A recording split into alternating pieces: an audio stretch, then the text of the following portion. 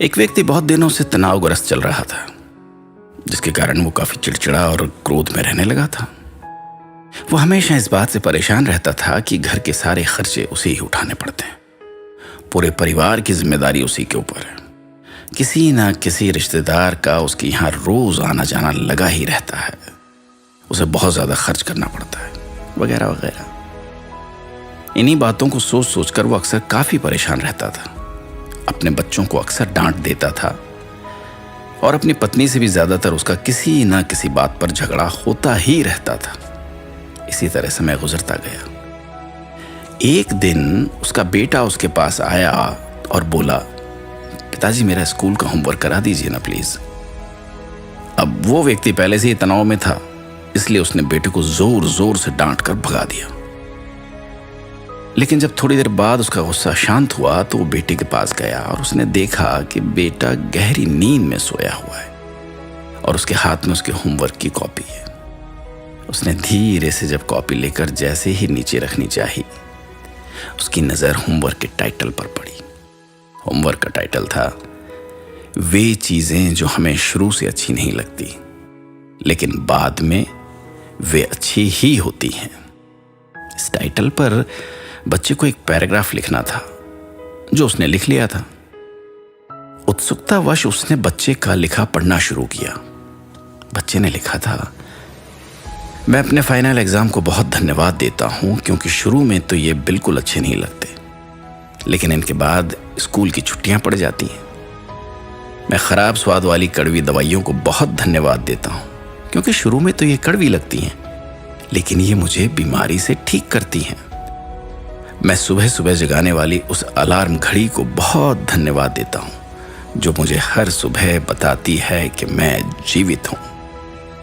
मैं ईश्वर को भी बहुत धन्यवाद देता हूं जिसने मुझे इतने अच्छे पिता दिए, क्योंकि उनकी डांट मुझे शुरू में तो बहुत बुरी लगती है, लेकिन वो मेरे लिए खिलौने लाते हैं, मुझे घुमाने ले जाते हैं, मुझे अच्छी अच्छी चीजें खिलाते हैं और मुझे इस बात की खुशी है कि मेरे पास पिता हैं, क्योंकि मेरे दोस्त राजू के तो पिता ही इस दुनिया में नहीं है।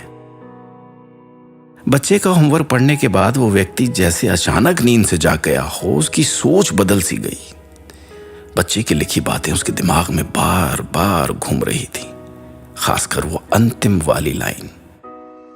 उसकी नींद उड़ गई थी। फिर वो व्यक्ति थोड़ा शांत होकर बैठा। उसने अपनी परेशानियों के बारे में सोचना शुरू किया।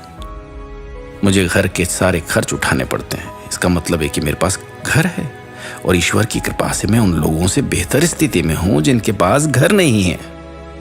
मुझे पूरे परिवार की जिम्मेदारी उठानी पड़ती है, इसका मतलब है कि मेरा परिवार है, पत्नी, बच्चे हैं। ईश्वर की कृपा से मैं उन लोगों से ज्यादा खुशनसीब हूं जिनके पास परिवार नहीं है और वो दुनिया में बिल्कुल अकेले हैं।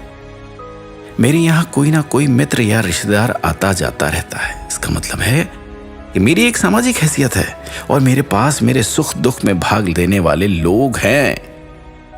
मैं बहुत ज्यादा खर्च करता हूं, इसका मतलब यह है कि मेरे पास अच्छी नौकरी है। मैं उन लोगों से बेहतर हूं जो बेरोजगार हैं या पैसों की वजह से बहुत सी चीजों और सुविधाओं से वंचित हैं। हे ईश्वर, तेरा बहुत बहुत शुक्रिया। मुझे माफ करना, मैं तेरी कृपा को, तेरी रहमत को पहचान नहीं पाया। इसके बाद उसकी सोच एकदम बदल गई। उसकी सारी परेशानी, सारी चिंता एकदम से जैसे काफूर हो गई, खत्म हो गई। वो एकदम से बदल सा गया। वो भागकर अपने बेटे के पास गया और सोते हुए बेटे को गोद में उठाकर उसके माथे को चूमने लगा और अपने बेटे को और ईश्वर को धन्यवाद देने लगा। दोस्तों, हमारे सामने जो भी परेशानियां हैं, हम जब तक उसको नकारात्मक नजरिए से देखते रहेंगे तब तक हम गंभीर परेशानियों से घिरे ही रहेंगे। लेकिन जैसे ही हम उन चीजों को, उनकी परिस्थितियों को सकारात्मक नजरिए से देखेंगे, हमारी सोच एकदम से बदल जाएगी। हमारी सारी चिंताएं, सारी परेशानियां, सारे तनाव एकदम से खत्म हो जाएंगे और हमें मुश्किलों से निकलने के नए नए रास्ते दिखने लगेंगे। उम्मीद है दोस्तों सकारात्मक सोचेंगे। अपना ख्याल रखिएगा।